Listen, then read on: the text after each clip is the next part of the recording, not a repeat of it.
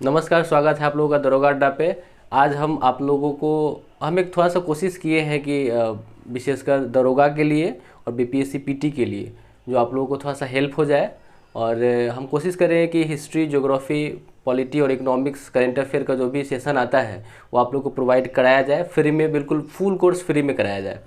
तो आज हम आधुनिक भारत का जो विशेषकर टॉपिक है, यूरोपीय कंपनी का आगमन, उस पर थोड़ा सा चर्चा करेंगे।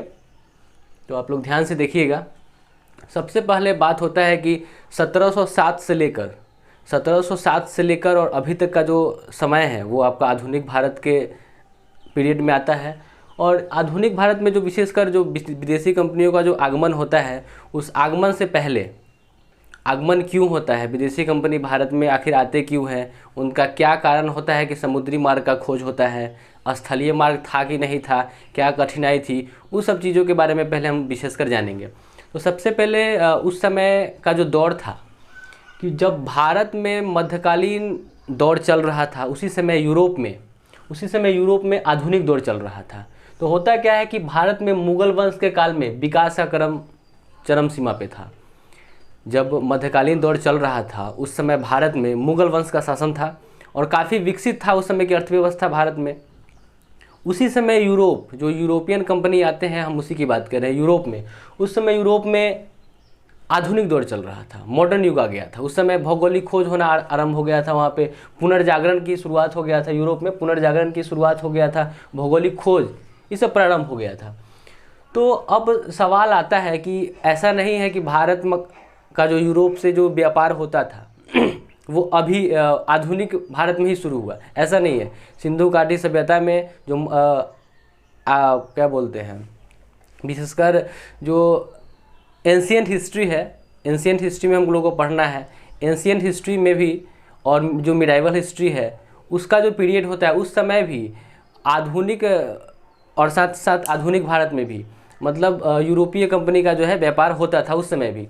लेकिन कुछ कारण हुआ कि 1453 में यूरोप का पूर्वी भाग कुस्तुनतुनिया पर, 1453 ईस्वी में यूरोप का जो पूर्वी भाग था कुस्तुनतुनिया में, उस पर अरबों का आगमन हो जाता है। अरब देखता है कि भाई ये अब यूरोपीय जो लोग हैं वो काफ़ी ज़्यादा आगे बढ़ रहे हैं, काफ़ी ज़्यादा कंपनी बढ़ा रहे हैं और व्यापार में काफ़ी आगे बढ़ रहे हैं। तो इन लोगों को जलन शुरू हो गया। जलन शुरू होने के बाद कहा कि रुको, हम उसका रास्ता ही बंद कर देते हैं। तो इसका जो सबसे पहले स्थलीय मार्ग का जो रास्ता था उस पर 1453 ईस्वी में जो पूर्वी भाग था कुस्तुनतुनिया, उस पर अरब आक्रमण करता है और उसका स्थलीय क्षेत्र को रोक देता है, स्थलीय क्षेत्र को अवरुद्ध करता है। तो उसी समय से अब शुरू होता है कि भाई अब तो स्थल का जो रास्ता है वो बंद करवा दिया गया। अब जब रास्ता बंद हो गया तो फिर अब व्यापार भारत के साथ हो कैसे, क्या है कि उस समय भारत में जो कहा गया है कि मसाला का जो रानी कहा गया है भारत को, खासकर केरल को, तो उस समय मसाला के साथ ज़्यादा व्यापार हुआ करता था। तो उस समय होता क्या है कि स्थलीय मार्ग बंद होने के कारण समुद्री मार्ग की खोज प्रारंभ हो जाती है। अब उसी समय का एक दौर आता है कि 1492 ईस्वी में कोलंबस को सबसे पहले कहा गया कि भाई आप जाइए, भारत का जो खोज है, स्थलीय मार्ग तो बंद हो गया है, अब आप कुछ समुद्री मार्ग से जाइए, भारत का पता लगाइए। तो वो जाते हैं कोलंबस जी और भारत के बजाय अमेरिका खोज लेते हैं। उनको लगता है कि अमेरिका के लोग थोड़ा सा रेड टाइप के थे, लाल दिखते थे, तो उनको रेड इंडियन कह के जो है पुकारने लगते हैं।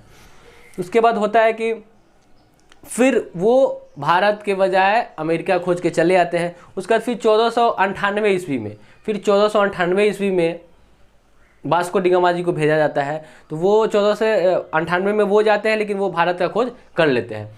अब हम आते हैं कि जो विदेशी कंपनी जो भारत में आती है आधुनिक युग में, वो किस प्रकार आती है, उसका क्रम किस प्रकार है, इसको हम लोग अच्छे से जानेंगे और अच्छे से याद भी करेंगे। तो सबसे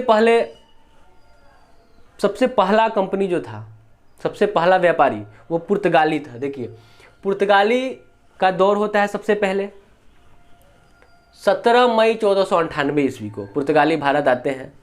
वो अपना हेड क्वार्टर कोचीन केरल में बनाते हैं। सबसे पहले आते हैं और हेड क्वार्टर कहाँ बनाते हैं, कोचीन केरल। दूसरे नंबर पे आपका डच आते हैं। डच का जो पीरियड होता है 1602 ईस्वी में होता है। डच का जो पीरियड है वो 1602 ईस्वी में होता है और वो अपना हेड क्वार्टर मसूलीपट्टनम में बनाते हैं। हेड क्वार्टर अपना मसूलीपट्टनम में बनाए। तो दो अभी हम लोग देखें। सबसे पहले पुर्तगाल आया। पुर्तगाल आया 17 मई 1498 को। एकदम याद करते चलना है, साथ साथ पढ़ाई के साथ साथ याद भी एकदम जरूरी है। तो पुर्तगाली आए 17 मई 1498 को। हेड क्वार्टर बनाया कोचीन में, जो कि केरल में है। उसके बाद दूसरे नंबर पे डच आता है 1602 में। हेड क्वार्टर मसूलीपट्टनम में बनाते हैं। डच को पहले हॉलैंड कहा जाता था, डच को पहले हॉलैंड कहा जाता था, लेकिन वर्तमान में इसको नीदरलैंड कहा जाता है। तो ये भी ध्यान रखेंगे। नीदरलैंड की बात करें, अगर नीदरलैंड की बात करेगा, उससे पहले की अगर बात करें कि इससे पहले क्या कहा जाता था, तो उसको हॉलैंड कहा जाता था, डच को। उसके बाद तीसरे नंबर पे आते हैं ईस्ट इंडिया कंपनी। तीसरे नंबर पे आपका ईस्ट इंडिया कंपनी का आगमन होता है। ईस्ट इंडिया कंपनी 1608 में आते हैं। अक्सर क्या होता है, हम लोग को जब एग्जाम में जाते हैं तो पूछ लिया जाता है कि हाँ, अक्सर हम लोग 1600 याद रखते हैं कि 1600 में ईस्ट इंडिया कंपनी का स्थापना हुआ था, 1600 में, लेकिन ऐसा कुछ है नहीं।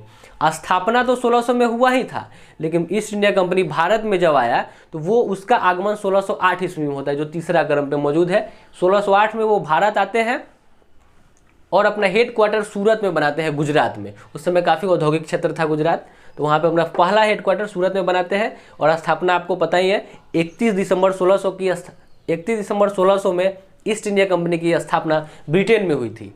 और उसके बाद वो भारत कब आया, 1608 ईस्वी में। उसके बाद अब चौथे नंबर पे जो आता है वो डेनमार्क है। चौथे नंबर पे डेनमार्क है 1616 ईस्वी में। चौथे नंबर पे डेनमार्क है, जो 1616 ईस्वी में भारत आते हैं। वो उन्होंने अपना हेड क्वार्टर सेरामपुर में बनाया। सेरामपुर आपका पश्चिम बंगाल में पड़ता है, पश्चिम बंगाल में, हाँ। उसके बाद 5 नंबर में जो 5वां क्रम है, क्रम भी पूछ लिया जाता है, आपको हम फिर से याद करवाएंगे, रिकॉल करवाएंगे, आप लोग ध्यान से सुनिए। 5वें नंबर पे आता है फ्रांसीसी। फ्रांसीसी जब आते हैं तो वो 1664 में आते हैं और वो अपना हेड क्वार्टर सूरत में बनाते हैं। उसके बाद 6ठे नंबर पे स्पेनिश आते हैं। स्पेनिश या स्वीडिश ये आते हैं 1731 ईस्वी में। ठीक है, तो हम लोग पहले क्रम देख ले, 3-3 लेके चलेंगे, 3-3। सबसे पहले पुर्तगाली, डच और ईस्ट इंडिया कंपनी। तो पुर्तगाली का समय 1498, डच का समय 1602, ईस्ट इंडिया कंपनी के समय 1608 है। 3 इधर याद कर लिए, अब 3 इधर आते हैं।